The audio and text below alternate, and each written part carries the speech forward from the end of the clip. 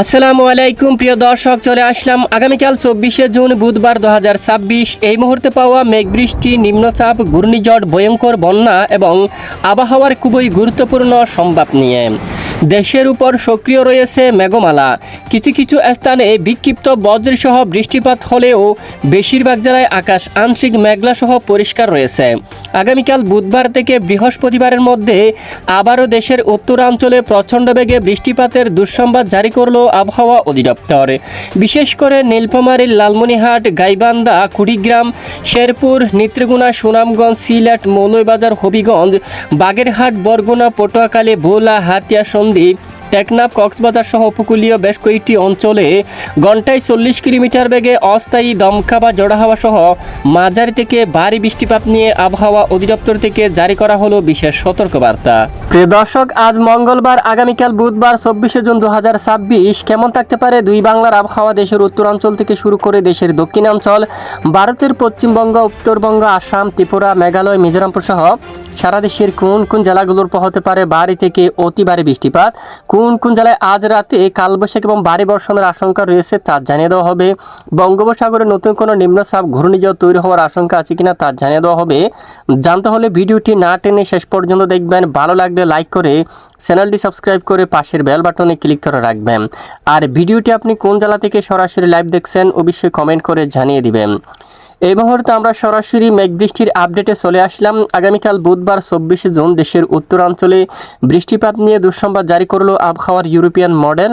এদিকে চাতকবাজার, বিশনবাপুর, ফেনারবাগ এই অঞ্চলে, কেন্দুয়া, নেত্রকোনা, এদিকে ময়মনসিংহ বিভাগ, তারপর রয়েছে এখানে তারাস এবং ত্রিশাল এই অঞ্চলে, জলকাত্র, সরিষাবাড়ি, জামালপুর, গাইবান্ধা এখানে বেশ কিছু অঞ্চলে হালকা থেকে মাঝারি এবং কিছু এলাকায় ভারী বৃষ্টিপাত হওয়ার সম্ভাবনা থাকবে। তখন খুলনা, বরিশাল এবং ঢাকা বিভাগের অধিকাংশ এলাকায় আকাশ আংশিক মেঘলা সহ পরিষ্কার থাকতে পারে। এদিকে দক্ষিণ অঞ্চলে টেকনাফ, কক্সবাজার, রোকিয়া, চেনমার্টিন, কুতুবদিয়া সহ এখানে কিছু কিছু এলাকায় বিক্ষিপ্ত আকারে বজ্রসহ হালকা মাঝারি ধরনের বৃষ্টিপাত হওয়ার সম্ভাবনা থাকবে। এদিকে বরিশাল, লালমোহন, মঠবাড়িয়া, কলাপাড়া, জালকারি, পটুয়াখালী এখানে বেশ কিছু অঞ্চলেও বিক্ষিপ্ত আকারে বজ্রসহ বৃষ্টিপাত হতে পারে এবং সাগরের দিকে একেবারে ভারী বর্ষণ হওয়ার সম্ভাবনা থাকবে। এরপরে বৃহস্পতিবার 25শে জুন নাগাদ দেশ থেকে বৃষ্টির মাত্রা অনেকটাই কমতে পারে, তবে দেশের কিছু কিছু এলাকায় বিক্ষিপ্ত আকারে বৃষ্টিপাত থাকার সম্ভাবনা রয়েছে।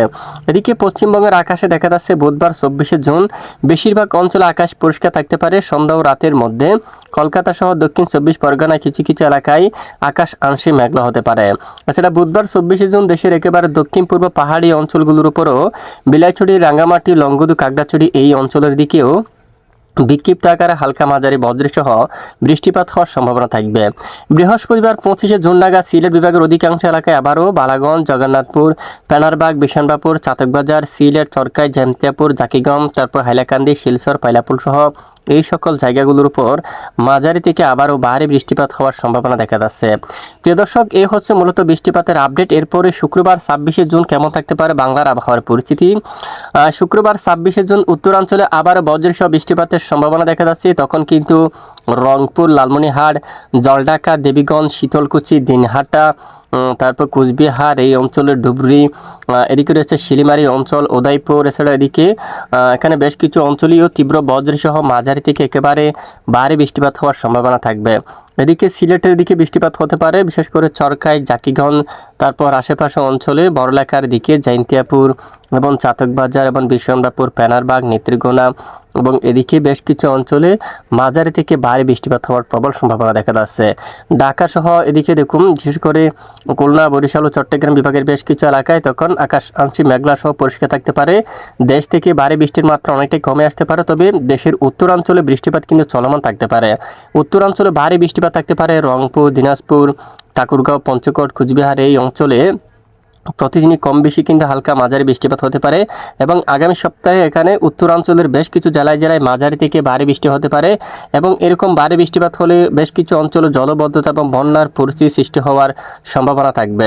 তো আমরা নজর রাখছি, আবহাওয়ার পরিবর্তন দেখা দিলে অবশ্যই আপনাদেরকে জানিয়ে দেওয়া হবে। এই মুহূর্তে আমরা চলে যাব আজকের উপগ্রহ রাডার স্যাটেলাইট ইমেজের উপর। বর্তমান দেশের আকাশ বেশ কিছু এলাকায় আকাশ আংশিক মেঘলা সহ পরিষ্কার, তবে বিকেলের দিকে আকাশ মেঘলা হচ্ছে ঢাকার দক্ষিণে, তারপর খুলনা, বরিশাল বিভাগে, চট্টগ্রাম বিভাগের দক্ষিণাঞ্চল সহ বেশ কিছু এলাকায় মেঘের আনাগোনা শুরু হচ্ছে। ময়মনসিংহ বিভাগের আকাশ মেঘলা হচ্ছে এবং রংপুর, আলিপুরদুয়ার, শিলিগুড়ি, সিলেটের দিকে হালকা আকাশ মেঘাচ্ছন্ন হতে পারে, সঙ্গে কিছু কিছু এলাকায় বিকেল বা সন্ধ্যার মধ্যে বিক্ষিপ্ত আকারে বৃষ্টিপাত হওয়ার সম্ভাবনা থাকবে। পশ্চিমবঙ্গের আকাশে কিছুটা মেঘমালা প্রবেশ করছে, তবে বৃষ্টির মাত্রা অনেকটাই কম। দু এক স্থানে বিক্ষিপ্ত হালকা বৃষ্টিপাত হতে পারে, বাকি এলাকায় আপাতত বৃষ্টিপাতের কোনো আভাস কিন্তু পাওয়া যাচ্ছে না। তো সর্বোচ্চ তাপমাত্রা কেমন থাকতে পারে আগামীকাল বুধবার 24শে জুন? আমরা তাপমাত্রার দিকে যদি একটু লক্ষ্য করি, ঢাকার দিকে 31 ডিগ্রি সেলসিয়াস, তারপর ময়মনসিংহের দিকে প্রায় 32, সিলেটের দিকে প্রায় দেখুন 31 বা 32 ডিগ্রি সেলসিয়াস পর্যন্ত তাপমাত্রা থাকার সম্ভাবনা। রংপুরের দিকে প্রায় 70 ডিগ্রি সেলসিয়াস পর্যন্ত তাপমাত্রা দেখা যাচ্ছে, রাজশাহীর দিকে প্রায় 35 এরকম, এবং খুলনা বিভাগের উত্তরে মেহেরপুরের দিকে প্রায় দেখুন 37, খুলনার দিকে প্রায় 29, বরিশালের দিকে 28 ডিগ্রি সেলসিয়াস পর্যন্ত সর্বোচ্চ তাপমাত্রা থাকার সম্ভাবনা। যেটা পশ্চিমবঙ্গের বেশিরভাগ এলাকায় 36 ডিগ্রি সেলসিয়াস পর্যন্ত এবং কিছু এলাকায় প্রায় 37 ডিগ্রি সেলসিয়াস পর্যন্ত তাপমাত্রা থাকবে। কলকাতা সহ আশেপাশের অঞ্চলে প্রায় 33 ডিগ্রি সেলসিয়াস পর্যন্ত সর্বোচ্চ তাপমাত্রা থাকার সম্ভাবনা রয়েছে। আপাতত বঙ্গোপসাগরের দিকে যদি আমরা একটু দেখি, বঙ্গোপসাগর বর্তমান স্বাভাবিক রয়েছে। আগামীকাল আংশিক উত্তাল হতে পারে, বিশেষ করে মধ্য বঙ্গোপসাগর ও উত্তর বঙ্গোপসাগর কিছু কিছু স্থানে প্রায় 35 কিলোমিটার বেগে দমকা বাতাস প্রবাহিত হতে পারে। পরের 10 দিনে বঙ্গোপসাগরে নতুন নিম্নচাপ ঘূর্ণিঝড় তৈরি হওয়ার সম্ভাবনা নেই, তবে মৌসুমী বায়ু সক্রিয় হয়ে উঠতে পারে প্রবল আকারে, যার কারণে উত্তাল থাকতে পারে। তো নিম্নচাপ ঘূর্ণিঝড়ের আভাস এখনো পাওয়া যায়নি। নতুন কোনো পরিবর্তন আসলে অবশ্যই জানিয়ে দেওয়া হবে। সাথে থাকবেন। এতক্ষণ সাথে থাকার জন্য ধন্যবাদ।